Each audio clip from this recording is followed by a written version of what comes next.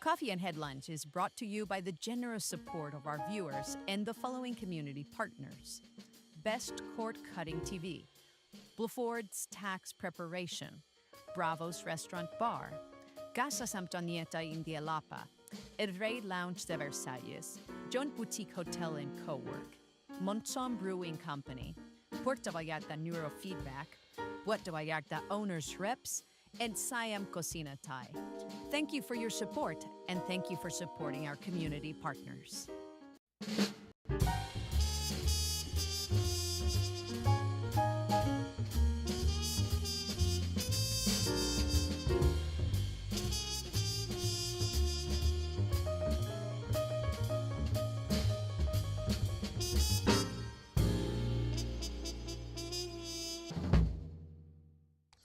Good morning, everyone. Welcome back to Coffee and Headlines, our morning get together live here on Facebook and also live on YouTube, where we break down headlines from our city, state, and country. We break down news and questions and ideas and suggestions that you bring to the table.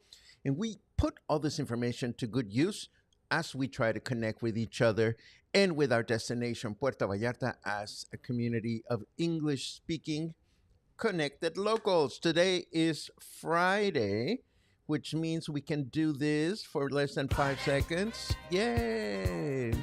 Thank God It's Friday, and it's also the first day of August, so I hope you have a great weekend planned for yourselves. For me, it's going to be a real chill weekend, and I'm looking forward to that.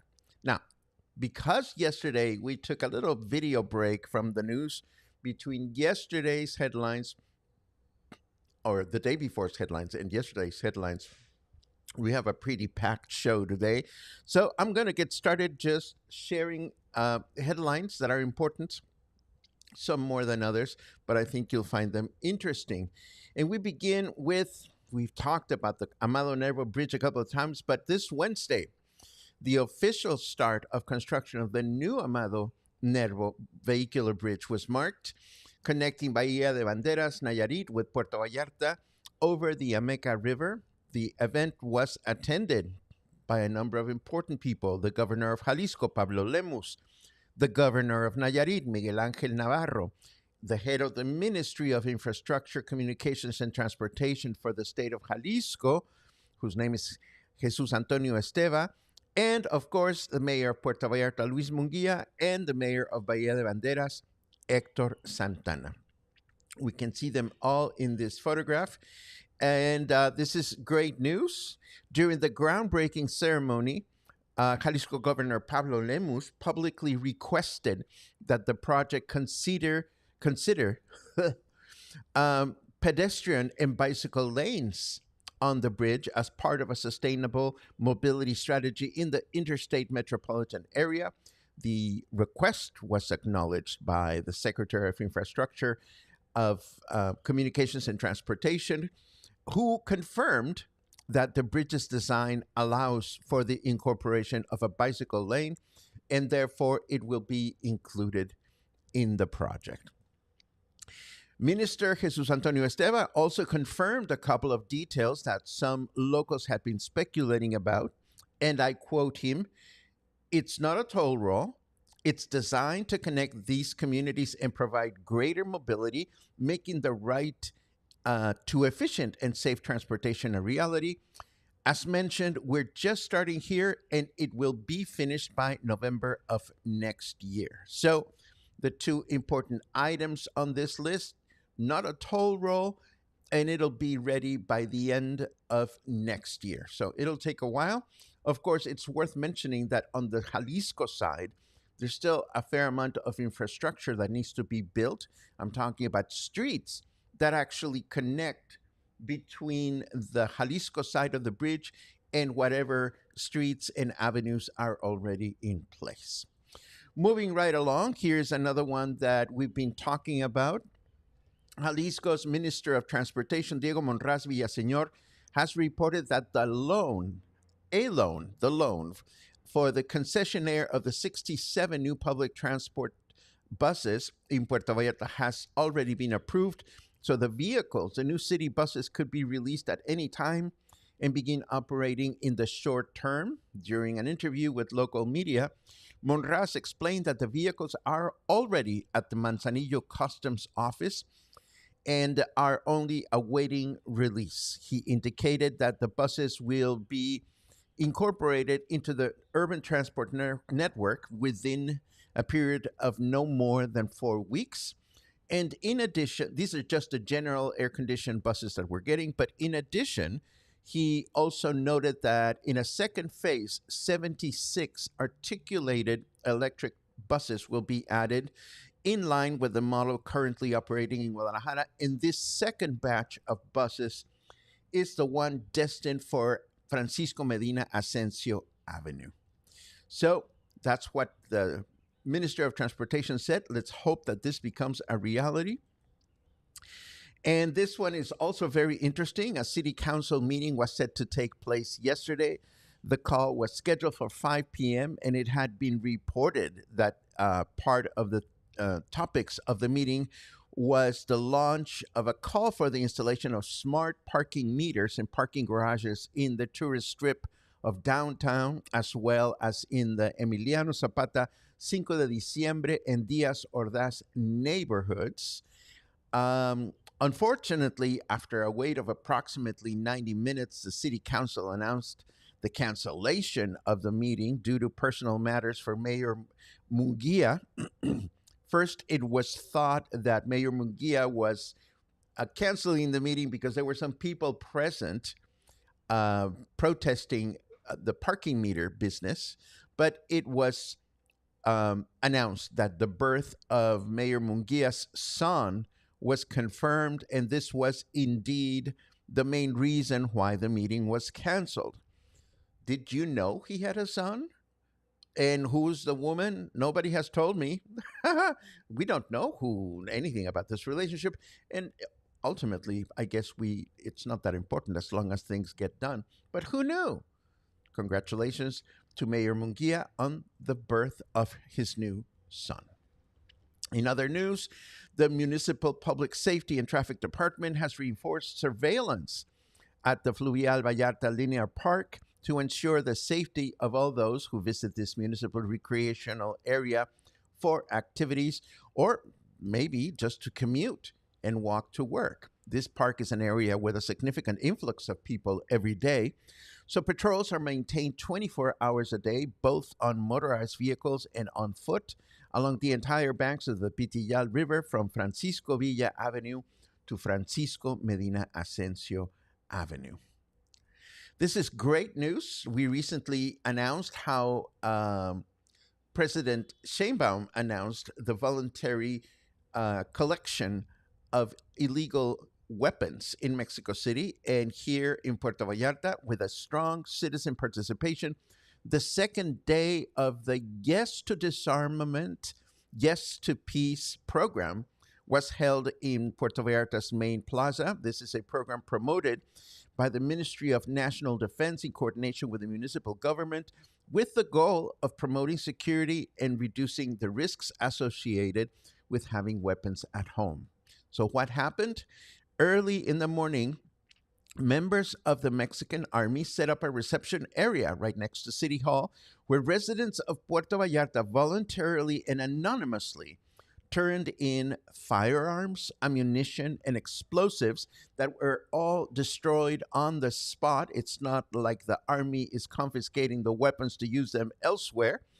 The process was confidential at all times with no questions asked or legal consequences, and participants received a financial incentive based on the type of weapon they possessed. If you have weapons at home that you shouldn't have, there's still 2 more chances in Pitillal and 1 more chance in Mojoneras to relinquish all your illegal firearms, just in case.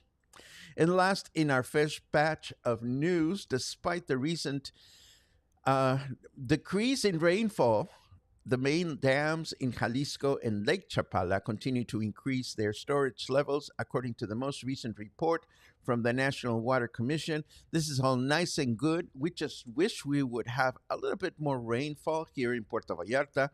To that effect, let us see what is going on with our weather report. I hope you got your shitting pants on because rain is starting at 1:15 p.m. That is what our snarky weatherman has to say. It is 29 degrees out there right now.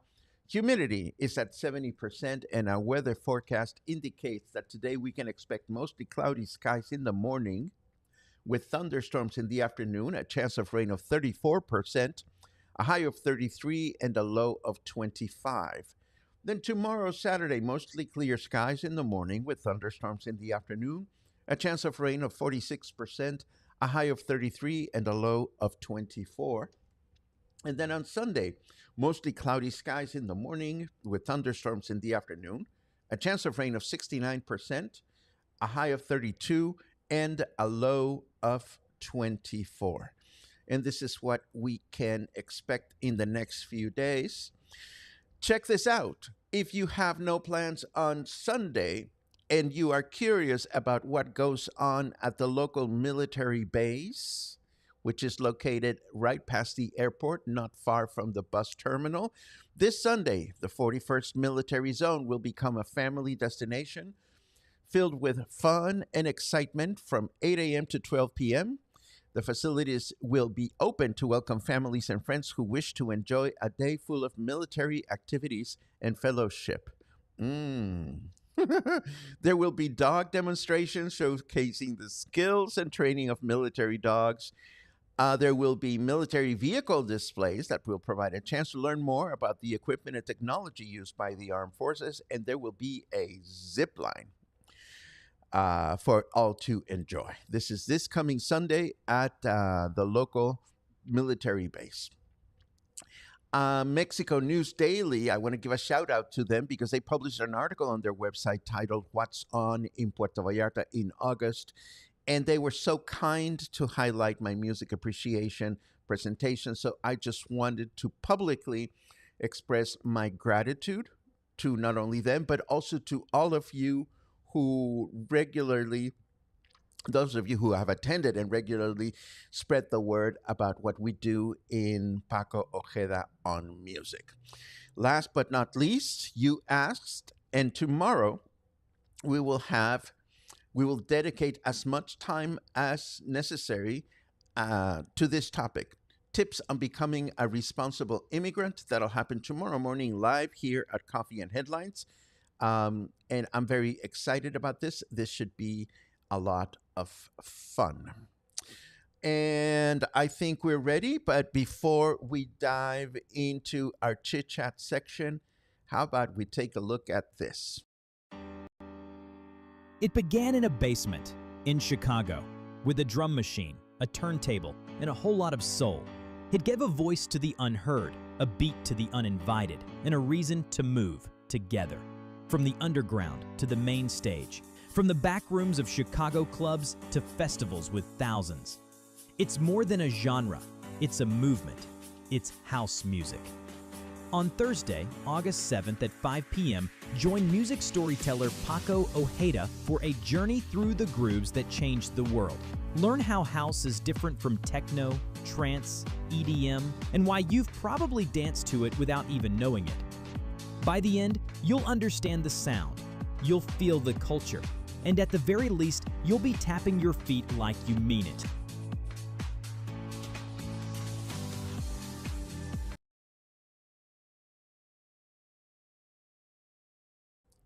And there you have it. I'm tapping my feet like I mean it. Let me take a quick look at your comments just to see what you're up to this morning. Thank you very much for the good mornings. I very much appreciate them. Pum pum pum pum pum. Yay, it's August. Yes, it is August. Time is flying when it's warm out there.